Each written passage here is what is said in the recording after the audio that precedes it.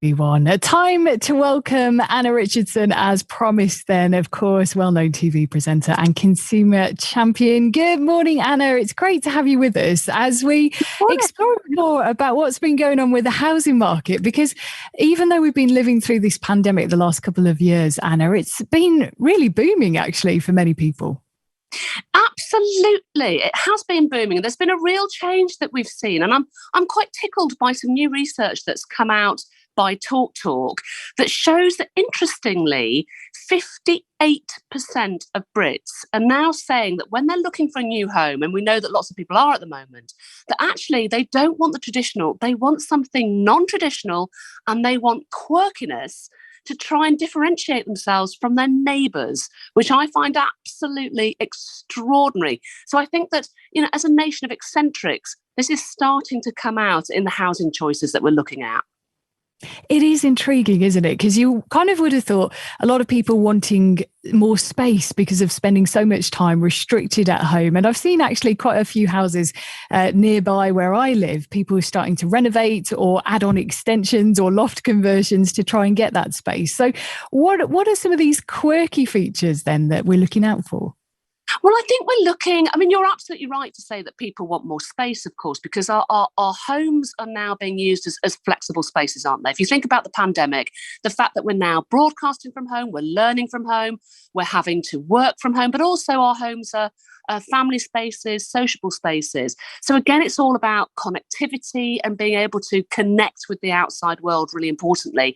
But in terms of quirkiness, what we're seeing is a move away from the minimalism, that very sleek kind of background, that minimalistic background that we've been used to seeing with lots of glass and no clutter, into absolute maximalism. So people are looking at more theatre in the places where they live. And also just in terms of the structure of a home, it might be constructed in an unusual way. It might be a former chapel, for example, or it might be a friend of mine lives in a castle. So people are looking at different spaces that they're turning into their homes. That's absolutely fascinating. But so when we're coming to sell property, because I'm thinking we're heading towards spring, is it true or false that spring is a great time to put your house on the market? No, absolutely. It's a really good time to put your house on the market because, look outside at the moment. I am currently looking at some vile Peak District weather where it's tipping it down with rain off the back of Storm Eunice. There's trees broken everywhere. Who wants to sell their home when their gutter is basically pouring down the window? Yeah. Spring is a brilliant time to do it because the flowers are coming up. The sun is in the sky. The days are longer. So that's the time. That's why we talk about, spring clean and a spring refresh. It's a really good time to get your property spit spot and to think about selling. What if we don't live in anything like a castle that we can even add any kind of quirkiness to? What should we do? How do we make it presentable if we're looking perhaps to make changes to our life and move and get our property sold? Well, listen, I live in a very small, modest property, which is still very, very unique and quirky. So in terms of top tips to try and turn your space into something that reflects you. Well, and also we've got to think about money at the moment. Post-pandemic, we're all thinking about, having to sort of take care of our finances and what we've got. So I'd say that tip number one, skip dive. Think about upcycling, repurposing things. I'm spending a lot of time with my mum at the moment. She keeps talking to me about the war and saying, what would we have done in the war? We need to repurpose. But turn everyday things into something unusual. So, for example, a friend of mine that I saw recently had turned an old suitcase into a speaker. So instead of having those traditional sort of, stereo speakers, she'd turned a suitcase into a speaker, which I thought was really, really clever. Off the back of that, of course, she'd learned to do that. So tip number two, she'd learned to do that from the internet. So go to the internet and use those DIY training videos on there to show you how to repurpose things. You don't have to break the bank. You can actually spend your own time and very little money upcycling things into something more unusual. Tip number three, as we touched on earlier on, the bolder, the better. We're moving away from minimalism. It's a rebirth, if you like, post-pandemic. It's about big, it's about bold, it's about filling your space with unusual things. It's about theatre.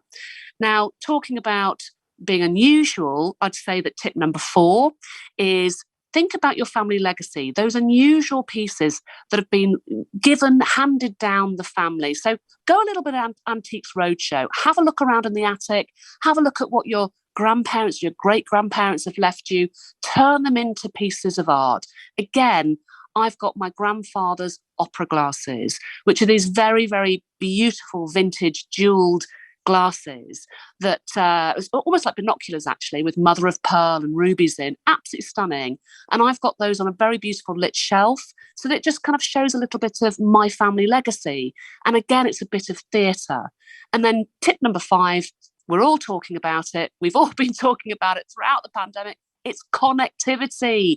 Make sure that you have invested in really, really good Wi-Fi. There is nothing worse than being at home on a work call or with the kids or with friends, and suddenly you cannot get online, you can't stream that film you want to stream, you can't do anything in the space that you've chosen. So make sure your Wi-Fi is excellent. It's fascinating to hear where we've ended up. You saying go big, go bold. It's about the theatre. It's about the drama in our homes, because there used to be that idea of paint everything magnolia, because, then you're not going to put someone off by your own personal tastes that you've got going on. Yeah, you're absolutely right. I mean, we were always told that, weren't we? And actually, up until recently, we were told that if you're trying to sell a property, then be very, very neutral. But I think we've come through something extraordinary. We've lived through a moment in history of being locked in. And I think that people are wanting to have a rebirth. They're wanting to be a peacock. They're wanting to show off a little bit of their own creativity and of their own expression, really. We are a nation of eccentrics. We want to be idiosyncratic. And this is the time to move away from magnolia and move into being bold and expressive and shouting from the rooftops, this is who I am and this is what my home looks like. And there's nothing to be shy about with that. Anna, how did you cope during the pandemic, spending so much time indoors at home, thinking about, I guess, restructuring everything that you had around you? Yeah, I won't lie. I mean, to begin with, I actually quite enjoyed it, because to me, it was like a sort of massive boarding school. So I went to a very Christian boarding school. My father's a vicar, as you guys know. So I was brought up in a very religious household. And so to begin with, for me, I was a bit like, okay, this is fine. This is just basically just like school. Forward 2 years, and I have found it very, very challenging, because I have had to reconsider and restructure my life in many ways. And that's been a huge challenge, especially, I think, in middle age. However, I have huge faith. Both spiritually and just personally, I have faith that everything's going to be okay. And also, I've done a lot of mental health training, and I have a lot of mental health support around me. So I have a really solid toolkit of what to do if me or my family or my friends are feeling low or anxious or a little bit depressed. I know exactly what to do. So I think that reflection, meditation, and also having a sense of purpose has really helped over the last 2 years. But look, do you know what? I won't lie. It's not been easy. And I absolutely recognise that it hasn't been easy for most people. Anna, we appreciate you sharing some top tips there. So to recap, look for those opportunities to upcycle. I love the thought about legacy items that you've got going on at home as well, how you can put them out on display, really embrace the stories behind those items as well. And perhaps you've got your own quirky item, quirky feature to your own house that you can share with us on the show this morning. Vicky at ucb.co.uk, not forgetting that, of course, the internet, as crucial as ever to the way that we live these days. Anna Richardson, lovely to chat to you. Thank you for your time today.